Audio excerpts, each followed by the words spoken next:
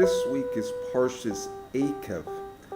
Ekev deals a lot with the land of Israel, and it opens with a bris, talking about the bris that is cut on Eretz Israel, where HaKadosh Baruch Hu says that if the children of Israel will keep his laws, that they will live in the land of Eretz Israel. They will be populous, have a lot of people, they will have prosperity, the land will have a rich bounty, they will be healthy, their enemies will be sick, and they will annihilate the savages that are currently living in the land of Canaan.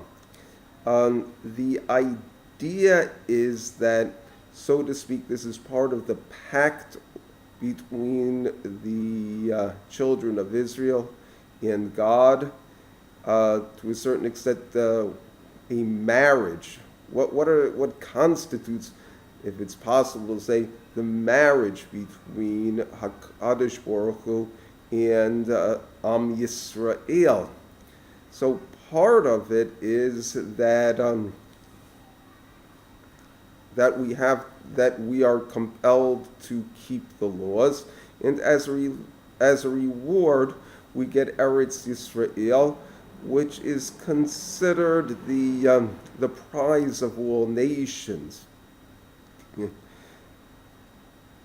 The first mention of the bris is with Avraham Avinu in the bris bein habisarim, the covenant between the pieces. The idea of the bris is that you're saying that just like an animal has two halves, but they're essentially the same, so is the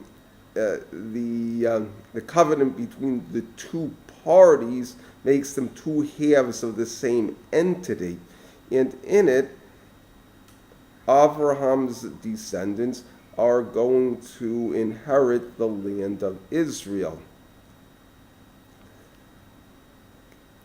Another mention of the bris is in Parshas Yisro, where it says that Yisrael will be an Am Segula, a treasured nation. They will also be a holy nation, and a Mamlechet Kohanim, a nation of priests.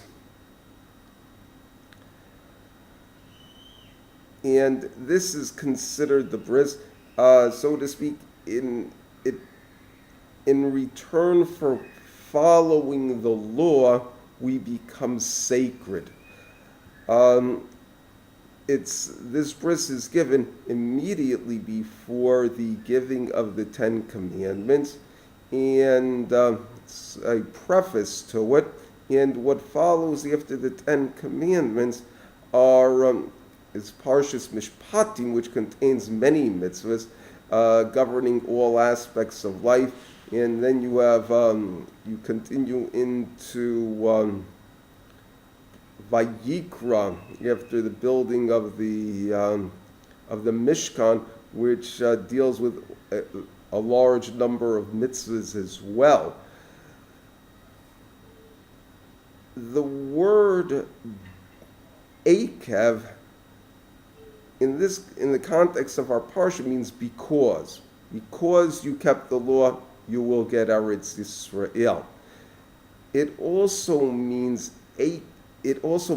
heel, as opposed to a head. And we start being able to more clearly visualize what the bris is. When you talk about the head of the bris, you're talking about Kedusha, the Tefillin Shel Rosh. Okay, so to speak, is the aspect of the head and going to what's above and beyond, bringing down sanctity into the person until they become the embodiment of sanctity, which is a holy nation and a priest. Priest is supposed to be sacred.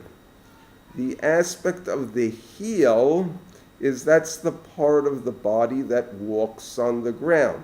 So to speak, that is where we are connected to the land of Israel, which is the treasure of all nations.